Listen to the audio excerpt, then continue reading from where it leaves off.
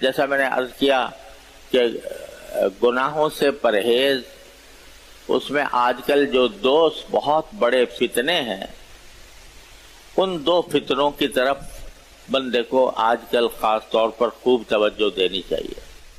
ایک نگاہ کا فتنہ اور ایک زبان کا فتنہ۔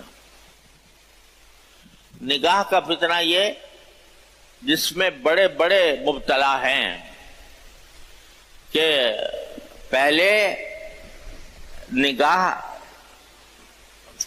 فحش قسم کے مناظر پہلے دیکھنے کے لیے آدمی کو اللہ بچائے سنیماؤں میں جانا پڑتا تھا۔ اب گھر گھر ہی نہیں، ہر ہاتھ میں سنیما موجود ہے، ٹیلی فون کی شکل میں۔ اس کا نام رکھا ہے اسمارٹ فون۔ اسمارٹ کے معنی بڑا خوبصورت اور بڑا عقل مند فون، اور اس کے اندر جو ہے جہنم کے انگارے سے دہک رہے ہیں۔ تو زبان کا جو فتنہ ہے یہ اس دور کے بڑے عظیم فتنوں میں شمار ہے، اور اللہ بچائے بڑے بڑے مبتلا ہو جاتے ہیں۔ تو میرے بھائیوں، اور بہت ہی لجاجت کے ساتھ عرض کرتا ہوں کہ اپنے آپ کو اور اپنی اولاد کو اس نگاہ کے فتنے سے بچائیں، کیونکہ نگاہ کے بارے میں کہا گیا ہے کہ یہ ابلیس کا ایک تیر ہے، شیطان کا ایک تیر ہے، اور اس کے غلط استعمال کے نتیجے میں بندہ اللہ تعالیٰ سے دور ہوتا چلا جاتا ہے۔ جتنا غلط استعمال کرے گا اتنا ہی دور ہوگا اللہ تعالیٰ سے۔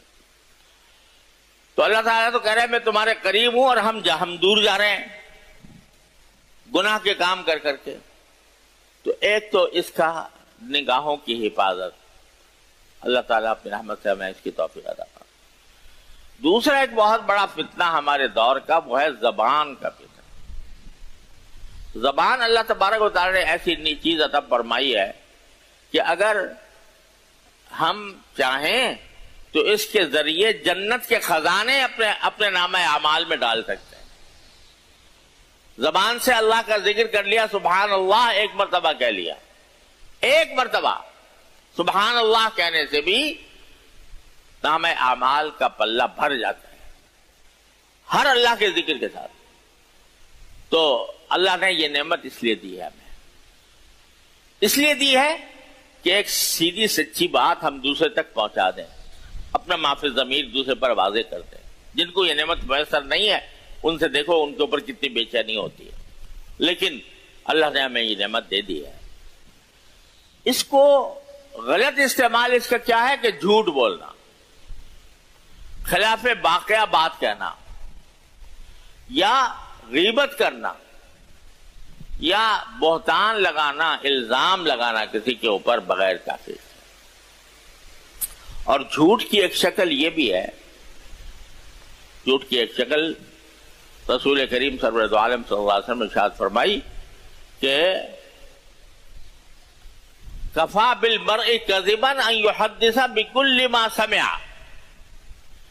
انسان کے جھوٹ کے لیے یہ بات کافی ہے کہ وہ جو بات بھی اس کے کان میں پڑ جائے اس کو آگے چلتا کر دے بغیر تحقیق کیے ہوئے۔ یہ بھی جھوٹ ہے، یہ بھی گناہ ہے۔ افواہیں پھیلائی جاتی ہیں، ان افواہوں کو بغیر تحقیق کے آگے بڑھا دینا یہ بھی گناہ ہے، گناہ عظیم ہے۔ اللہ تعالیٰ ہماری حفاظت فرمائے۔